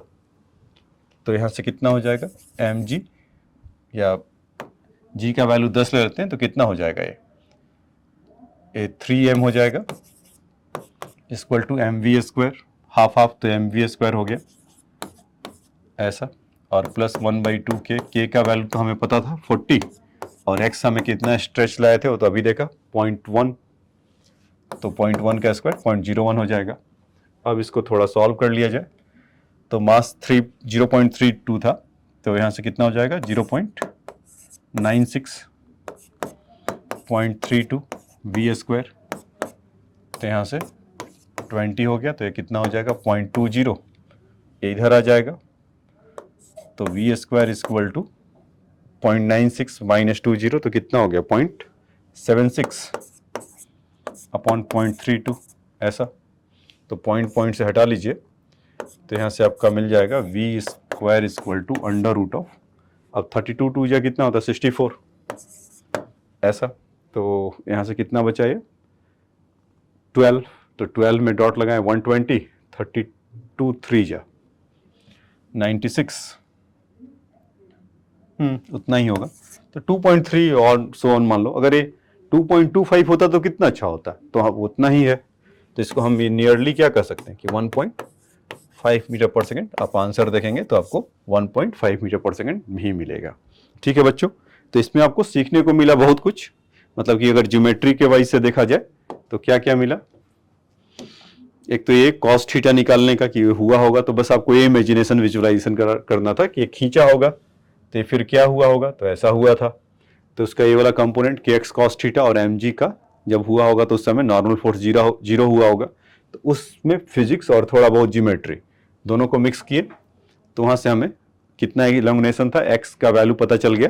तो जिसके चलते हमने ये पता कर लिया कि 30 सेंटीमीटर ये स्लाइड नीचे की ऐसा खिसका होगा। तो एक खिसका होगा तो ब्लॉक भी नीचे की तरफ गया होगा और वही हमें एनर्जी प्रोवाइड करेगा। तो इस पार्ट का तो आंसर यहाँ से लिख लीजिए।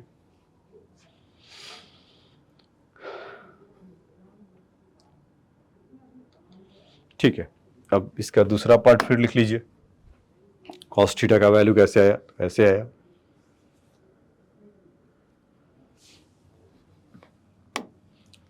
फिर उसके बाद ऐसे फाइनली वैल्यू पुट किए तो वेलोसिटी कितना आया, ये डॉट डॉट था। ठीक है, अब आ जाइए इधर। ये नेक्स्ट क्वेश्चन में देखते हैं। कह रहा one and of the spring of a natural length h and spring constant k is fixed at the ground and the other is the fitted with the smooth ring of mass m, which is allowed to slide on the horizontal rod fixed at the height h. Initially, the spring makes an angle of 37 with the vertical when the system is released from rest. Find the speed of the ring when it is the become vertical. तो देखो ये यहाँ पर है, ये ऐसा है और इसके बाद यहाँ से ऐसा हो जा रहा है, ऐसा। तो इसका वैल्यू h है और इस 37 है, तो इसमें इसका वैल्यू निकाल सकते हैं क्या, 30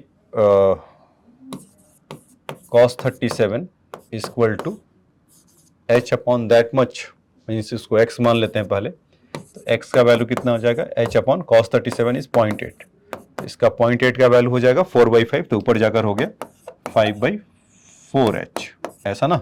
जब यहाँ से यहाँ करेंगे तो पहले 5/4h था, अब कितना है h है, तो कितना से वो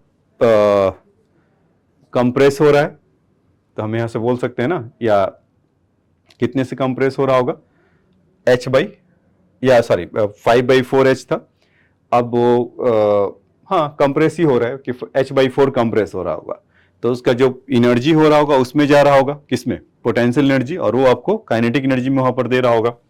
तो हम यहाँ से बोल सकते हैं ना कि half mv² equal to 1/2k, और कितना रिलीज करेगा इन दोनों का 5h/4 और h, या तो आप मतलब डेल्टा x जो नेचुरल लेंथ के लिए आएगा, जो मतलब कि रिलीज कर रहा होगा एनर्जी। तो पहले वो खींचा हुआ था, अब कम है, तो उसका जो पोटेंशियल एनर्जी होगा वो मूवमेंट में देगा।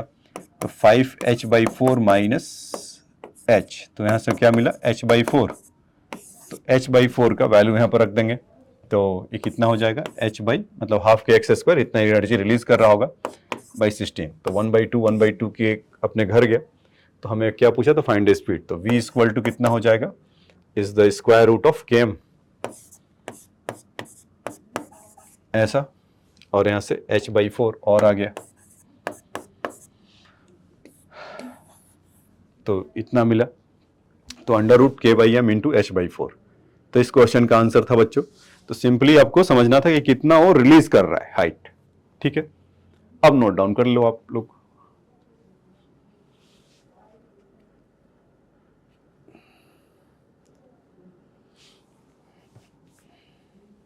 ठीक है, अब आ जाइए नेक्स्ट क्वेश्चन में चलते हैं। इसमें क्या कर रहा है कि the figure shows the light rod length L rigidly attached to the small heavy block at the one end and the hook at the other end। मतलब इस तरह का कुछ है, ऐसे एक हुक है वहां पर और इसको हवा में ऐसे रखा हुआ है और छोड़ दिया यहां से यहां तक, फिर छोड़ने के बाद ये घूमने लग रहा है. The system is the released from the rest with the rod in the horizontal position. There is the fixed smooth ring at the depth below H, the initial position of the taken hook and the hook gets into the ring as it is the reaches there. तो कह रहा है कि ये height H नीचे की तरफ है. So what should be the minimum value of h so that the block move in the complete circle about the ring? What should be the minimum value of h? अच्छा, light rod of the length उसका L है ना, ठीक है. तो देखो होगा क्या कि ऐसा घूमा और घूमने के बाद फिर वो नीचे की तरफ आया होगा ऐसे, और फिर वो घूमने के बाद मतलब कुछ इसका डायनेमिक्स देखिए तो कुछ ऐसा मिलेगा या इस तरह से ऐसे ही घूम जाएगा ना. तो फाइनली वो ऐसा रॉड जो था या ब्लॉक के साथ ऐसा होगा. तो what would be the minimum value of H so that the block move in the complete circle about the ring. तो बच्चों वही कहानी है जो पहले वाला था कि कितना आना चाहिए कि वहां तक पहुंच जाए.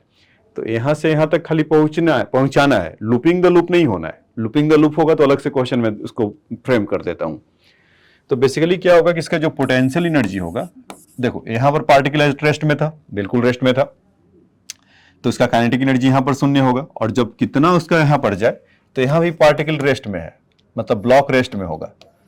वो कंडीशन कब होता है? जब इसका वेलोसिटी अंडर रूट RG होता था, याद है वर्टिकल वाले में.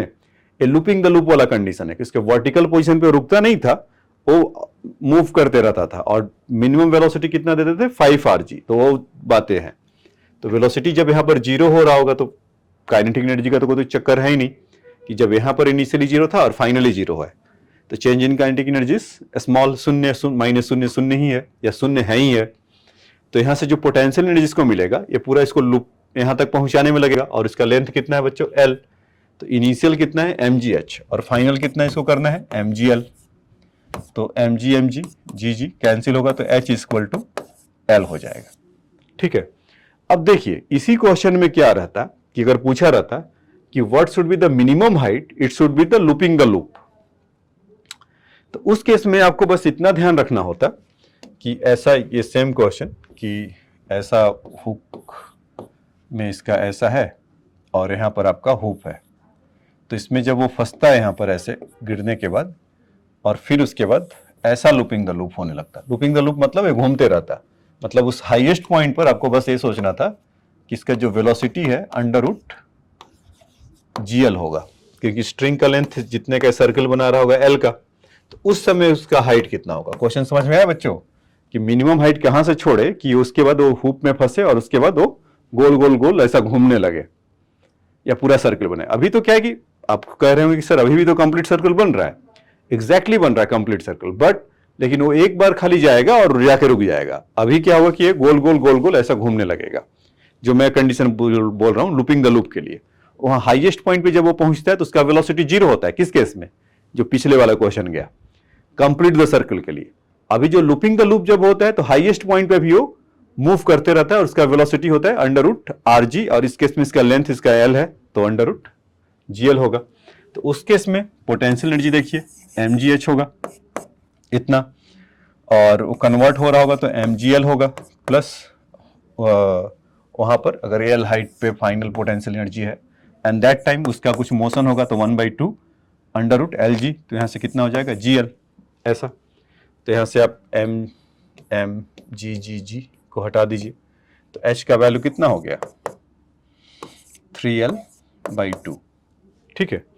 अच्छा इसी में एक और देख लीजिए, ये अक्सर एक क्वेश्चन घिसा पीटा क्वेश्चन है कि एक ऐसा कुछ है, मतलब कि कुछ एक हाइट से ऐसा कुछ गिरा रहा है और जिसके चलते ये R रेडियस के उसमें घूमने लगेगा. मतलब ये R रेडियस पर है और ये ब्लॉक को यहाँ से छोड़ा जा रहा है. तो छोड़ने के बाद ऐसे कुछ घूमने लग रहा है. समझ में आया? तो पूछ रहा है कि h हाइट कितना होगा कि लूपिंग द लूप होने लगे R रेडियस में. तो फिर से वही है, तो हम इसका यहां से क्या बोल सकते हैं कि mgh होगा और लूपिंग द लूप होने के लिए यहाँ पर वेलोसिटी कितना होगा, मान लेते हैं कि हाइट पर पोटेंशियल एनर्जी 0 है, यहीं पे कंजर्वेशन ले लेते हैं इसका 0। तो मिनिमम वेलोसिटी कितना होना चाहिए बच्चों लूपिंग द लूप होने के लिए, √5 rg, ऐसा ना। तो इसको अगर mgh है और इसका वेलोसिटी 1/2 √5 rg अगर करते हैं तो f से m कैंसिल हुआ, अच्छा इसका स्क्वायर भी होगा, तो यहाँ से तो gh इक्वल टू कितना हो जाएगा 1/2 5 rg, तो g से g कैंसिल हुआ, तो h का वैल्यू कितना हो गया 5r/2। तो ये नीट से लेकर जेई तक कई बार पूछा है इसको, तो बहुत घिसा पीटा है, तो मेंस में आजकल घिसे पीटे क्वेश्चन आ रहे हैं, तो उसके लिए था। तो इसको आप बना लीजिए, देख लीजिए, इसको भी नोट डाउन कर लीजिए दोनों बातें को, कि कितना हाइट दे कि लूपिंग द लूप होने लगे आर रेडियस में, एक तो वो था। दूसरा कि ये वाला कि अगर मैंने क्वेश्चन को थोड़ा सा एडिट कर लिया, क्या कि लूपिंग द लूप हो रहा तब बताओ कितना होगा, तो उस समय हाइट कितना होगा 3l/2, और इसके लिए h इक्वल टू l, जो ओरिजिनल क्वेश्चन था। तो ये बात समझ में आया बच्चों आप लोग को, आया? तो आ जाइए अब नेक्स्ट क्वेश्चन में चलते हैं। 53 correct, the Bob of pendulum at the rest is given a sharp hit impart the horizontal velocity √10 gl। वाह, अभी तक हम लोग किस पे बात कर रहे थे, √5 gl के लिए उसका डबल स्पीड दे दिया, तो ये क्या होगा, घूमते रहेगा घूमते रहेगा घूमते रहेगा। तो correct, length L is the pendulum and find the tension in the string when the string is horizontal. ठीक है बच्चे, तो एक यहाँ पर ऐसा करके एक पेंडुलम है, उसको v वेलोसिटी √10 gl से ऐसा इंपार्ट किया, और कह रहा है कि जब स्ट्रिंग जब हॉरिजॉन्टल हो जा रहा है यहां पर, तो इसका लेंथ L है ऐसा, तो कर फाइंड टेंशन क्या होगा। तो जब हॉरिजॉन्टल होगा बच्चों, तो इसमें से इसका फ्री बॉडी डायग्राम अगर आप देखेंगे तो mg तो डाउनवर्ड लग रहा होगा और टेंशन ऐसे लग रहा होगा, और इसका net force fit fugal mv² overall L ऐसे लग रहा होगा। तो T इक्वल टू तो mv²/L ऐसा हो गया। अब इसमें कितना इम्पार्ट करें, मतलब यहाँ पर अगर एनर्जी कंजर्वेशन देखें तो वहाँ का वेलोसिटी v रहा होगा, तो अगर इनिशियली इसको मैं I कह दूं और इसको मैं F कह दूं फाइनल वाले में, और इस पॉइंट पे करें एनर्जी कंजर्वेशन, तो यहाँ पर √gl वाला है तो 1/2 m 10 gl हो जाएगा इनिशियली, है ना। आप भी सोच के देखिए कि काइनेटिक एनर्जी तो इतना ही होगा ना, ½ mv², और उसका वैल्यू कितना है √10 gl, तो √10 gl हो गया। उस हाईएस्ट पॉइंट पे पहुंच रहा है तो कुछ some of the energy is converting to the potential energy, तो mgl हो गया प्लस, और काइनेटिक एनर्जी कुछ ना कुछ होगा क्योंकि रुक तो रहा नहीं, ½ mv², नहीं तो स्लैक नहीं कर जाएगा था और वो 0 हो जाएगा। तो खैर यहाँ से देखते हैं, तो यहाँ से 5 mgl हो गया, और उधर से आने के बाद 4 mgl और 2 इधर से मल्टीप्लाई हुआ, तो इसको जब आप कैलकुलेट करेंगे तो 8 LGL आ जाएगा बच्चों, है ना। यहाँ से 5 और एक इधर से आया तो 4, और 4 × 2 8 GL, और m से m कैंसिल होने के बाद इसका वैल्यू हमारा, चलो इसको mg ही कर देते हैं, 8 mg, थोड़ा साफ लिख लेते हैं, मतलब इसको सॉल्व करने पर इसको भी उड़ा दिया mv²/L। ये दिख रहा है क्या, हाँ ये तो दिख रहा है। देखिए इसको जब आप सॉल्व करेंगे तो यहाँ से कितना हो जाएगा 5 mgl माइनस वहाँ से 4 mgl, तो 8 mgl इक्वल टू यहाँ से mv², मतलब L नहीं है खाली mv² है ऐसा, और इसको 8 mg ऐसा लिख लें, तो इक्वल टू कितना हो जाएगा mv²/L का वैल्यू, इसको रीराइट करके लिख लें। तो टेंशन चाहने के लिए तो अभी हमें यही चाहिए था, तो टेंशन एट द, जब वर्टिकल होगा तो जब हॉरिजॉन्टल होगा तो उस समय mv²/L का वैल्यू कितना हो जाएगा 8 mg। तो इस पार्ट का आंसर निकल कर आया। अब उसके बाद क्या कहा जा रहा है कि the Bob is the highest point, अगर हाईएस्ट पॉइंट पर है तब बताइए कितना होगा। हाँ, तो इसमें आपको ये सब की जानकारी रखना पड़ेगा कि ये √10 GL से इसको भेजा, तो ये तो बहुत ज्यादा है, 5 GL ही रहता है तब तो घूमते रहता है, तो जब हाईएस्ट पॉइंट पर आया होगा यहाँ पर, तो रेस्ट में तो होगा नहीं, यहाँ का तो हमें वैल्यू ही पता है √GL होता है उस केस पे, ठीक। तो आइए देखते हैं 1/2 m इंटू 5gl ऐसा हुआ होगा। तो सॉरी 5gl तो 10gl होने के बाद है, तो 10gl ऐसा हुआ होगा। लेकिन इसमें एक ट्विस्ट ये है कि अगर हम उसको √2 अभी gl केवल कहेंगे तो एक गलत हो जाएगा ना, क्योंकि जब √5gl होता है तब वहां gl होता है, तो इसीलिए उसको नहीं ले सकते। तो यहाँ पर काइनेटिक एनर्जी इनिशियली कितना होगा, इतना √1/2 m और √10gl का स्क्वायर इतना हो गया। अब उसका पोटेंशियल एनर्जी देखते हैं, तो mg इंटू 2l, ठीक, प्लस हाफ mv², ठीक है। तो ठीक है, तो ये कितना हो गया बच्चों, यहाँ से 5 और यह कितना हो गया 2 वाला 3mgl इक्वल टू 1/2 mv²। तो हमें टेंशन निकालना है, तो उसमें अभी नीचे की तरफ क्या लगेगा, mg। अगर इसकी इसको देखें, mg नीचे और टेंशन भी हमारा नीचे, तो वहाँ से बोल सकते हैं ना कि T plus mg equal to mv²/l। तो वहीं से निकाल लो, इसका वैल्यू कितना हो जाएगा 6 mg, mv²/l का वैल्यू आ गया ये चीज। तो mv²/l का वैल्यू यहाँ पर पुट कर दें 6 mg, तो T का वैल्यू कितना आ जाएगा 6 mg माइनस mg, तो कितना आ गया बच्चों 5 mg। तो ये बात समझ में आया। तो वो गलती मत करना √gl लेने के लिए, तो नहीं तो गड़बड़ हो जाएगा। √gl जैसे ही लोगे फिर क्या होगा, टेंशन तो फिर 0 होगा। तो इसीलिए वो जानबूझ के दिया गया कि अगर 10gl अगर था यहाँ से स्पीड √5gl पे रहता तब वहां पर रहता, और उस समय तो टेंशन भी 0 होता है, तो इसका ज्यादा स्पीड है, तो मतलब इसका मतलब कि वो उस पॉइंट पर एनर्जी ज्यादा होगा, काइनेटिक भी ज्यादा स्पीड से घूम रहा होगा। तो मिनिमम स्पीड था कि लूपिंग द लूप होने के लिए, ठीक है। अब इसको यहां से लिख लीजिए,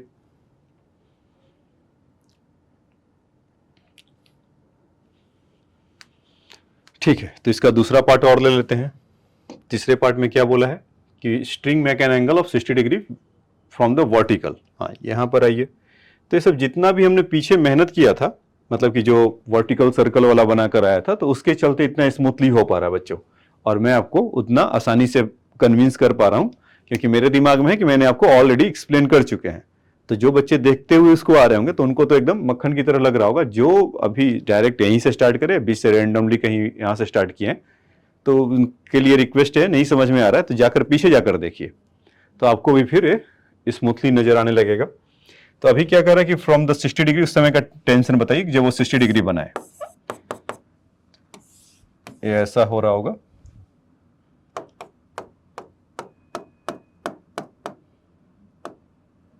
ऐसा 60 डिग्री थीटा ऐसा हो रहा होगा। तो √10gl से इसको तो दे रखा है। तो जब यहां पर आ रहे होंगे तो L तो ऐसा होगा, और ये वाला अगर L है तो ये वाला L cos थीटा हो जाएगा। तो काइनेटिक एनर्जी कंजर्व कराएं इसका, या काइनेटिक से पोटेंशियल की तरफ, तो कितना हो जाएगा 1/2 m v² equal to mg, वो हाइट टच कह लेते हैं अभी के लिए, और 1/2 m v'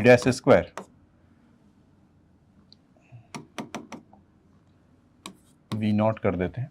तो यहाँ पर 1/2 m, यहाँ पर इनिशियल कितना है m 10gl ऐसा हो जाएगा, mg h पूरा कितना हो जाएगा बच्चों l plus l cos theta, तो 1 plus cos theta times l कर ले, mgl 1 प्लस cos थीटा, और वेलोसिटी का स्क्वायर ऑफ कोर्स चाहिए 1/2 m v0²।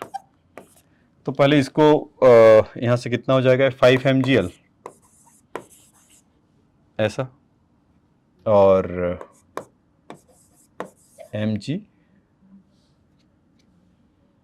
l mgl plus mgl cos theta, cos theta ऐसा, plus kinetic energy half m v0²। तो अब उस पॉइंट P पर होगा तब क्या हुआ होगा, इसका mg नीचे की तरफ लग रहा होगा, और ये देखो ये थीटा तो ये भी थीटा होगा, तो mg होगा तो इसके लॉन्ग क्या होगा mg cos थीटा, ठीक है, और टेंशन इधर ही लग रहा होगा, और इसका सेंट्रीपिटल फोर्स बाहर की तरफ mv² बाई mv0 जो अभी निकालना है हमें mv² L। तो हम यहाँ से बोल सकते हैं क्या, T plus mg cos theta equal to mv0² by L। तो उसी का तो वैल्यू ला के रखना है हमें, और आंसर हमें फटाफट वहाँ से मिलते जाएगा। थीटा का वैल्यू 60 डिग्री है, वो अलग बात है। तो क्यों ना थोड़ा इनको निपटा लूँ कि mgl cos थीटा है, mgl cos थीटा का वैल्यू 60 डिग्री है, तो mgl बाई 2 हो जाएगा। तो यहाँ पर कितना हो जाएगा, ये mgl बाई 2 और mgl इधर से, तो 3/2 mgl, तो 5 माइनस 3/2 कितना हो जाएगा, 7/2। तो इनको पूरे को जब इधर आप लिखेंगे, यहाँ पर मैं आपको सिंप्लीफाई कर देता हूँ। ये बच्चों देखो 5 mgl है, ये mgl है, और यहाँ से mgl cos थीटा है। तो mgl थीटा का वैल्यू कितना दे रखा है, 60 डिग्री, तो cos 60 इज हाफ होगा। तो यहाँ पर कितना हो जाएगा, 1 + 1/2 mgl और mgl बाई 2, 3/2। तो 5 mgl माइनस 3/2 कितना हो जाएगा, इज 7/2। तो यहाँ से हम कह सकते हैं कि हाफ m v0² के जगह पे 7 mgl बाई 2 हो जाएगा। तो 2 से तो 2 अपने घर चले गए, और यहाँ से mv0² अपॉन L का वैल्यू कितना हो जाएगा, 7 mg। तो हम यहाँ पर इसका वैल्यू पुट कर सकते हैं क्या, तो और यहाँ से भी ये mg cos थीटा था, तो t का वैल्यू कितना आ जाएगा, ये 7 mg माइनस mg बाई 2 ऐसा। तो इसको जब आप देखेंगे 7 mg और 7 माइनस हाफ सिंपली अगर कहें तो कितना हो जाएगा, 6.5। 7 माइनस आधा इस 6.5 ना, तो 7 माइनस हाफ इज 6.5। तो 6.5 mg आपका निकल कर आ जाएगा। तो ये तो था बच्चों आज का एक क्वेश्चन, ठीक है। तो इसको आप देख सकते हैं। तो आज हम लोग कहाँ तक पहुँचे हैं, कुछ 53 तक, ठीक है।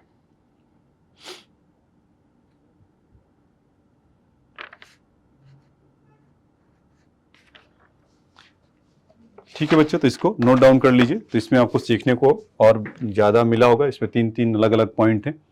तो जब यहाँ पर था तो mgl एक बार फिर से ब्रीफ कर देता हूँ, 8 mg upon mv² by L। फिर उसके बाद नेक्स्ट है, जब वो हाईएस्ट पॉइंट पर था तो उस समय वहाँ पे gl नहीं लेना था। आपको ये सीखा है अपने इसमें, ठीक, दिख रहा है ना इधर से, हाँ ठीक है। और तो उसके चलते हमारा जब आया तो 5 mg आया। और तीसरा जब एंगल ए बना रहा था तब एनर्जी कंजर्वेशन और डायनेमिक्स लॉज ऑफ मोशन, मतलब बेसिकली इस तरह के इक्वेशन में आपने नोटिस किया होगा कि 2 चीजें हैं, एक तो एनर्जी कंजर्वेशन चल रहा है और ऊपर से हम डायनेमिक्स के लिए देख रहे हैं कि सर्कुलर मोशन में हमारा कितना क्लियरिटी था, सेंट्रीपिटल फोर्स किधर लग रहा था, उसी के चलते फटाफट उसमें से करते जा रहे थे। तो चलिए मैं सबके लिए आपको 10-10 सेकंड का समय देता हूं हर स्लाइड के लिए। आप फटाफट या तो पॉज करके लिख लो, उससे हट जा रहा हूं, ठीक है। फिर इसको अभी पॉज कर लीजिए।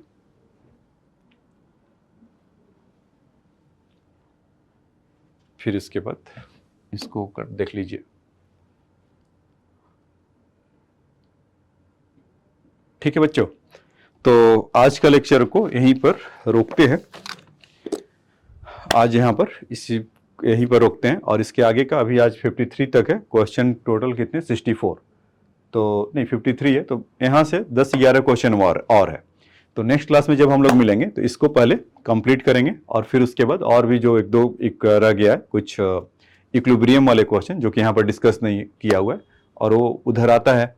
यहाँ पर क्वेश्चन अभी कोई किसी का उसका मिला नहीं, तो उसको फिर हम बताएंगे, करेंगे, और फिर आगे की तरफ वर्क एनर्जी तो ये खत्म होगा, तो उसके बाद दूसरा मोमेंटम और कंजर्वेशन की तरफ चलेंगे, ठीक है। तो अभी इसमें कुछ और पार्ट रह रहा है, जैसे एक तो 11 क्वेश्चन इसका SC वर्मा का ये रह रहा है, 11-12 क्वेश्चन जितना है। फिर उसके बाद हम जो आपको कॉन्सेप्ट बता रहे थे कि इक्विलिब्रियम वाला, या हाँ जो 3 तरह के इक्विलिब्रियम होते हैं, स्टेबल इक्विलिब्रियम, न्यूट्रल और अनस्टेबल इक्विलिब्रियम, वो कब होते हैं, उनका क्या कंडीशन है, तो एक को, और कुछ टिपिकल क्वेश्चन जो मिसलेनियस टाइप का जिसको एडवांस ज़्यादा पसंद करता है पूछना, तो उन सबों के क्वेश्चन पे करेंगे। तो ऑलमोस्ट एक चैप्टर खत्म ही है इसके बाद, ठीक है बच्चों। तो आज के लेक्चर में इतना ही। जब नेक्स्ट लेक्चर में मिलेंगे तो कुछ और नए क्वेश्चन के साथ आएंगे। Thanks for your time.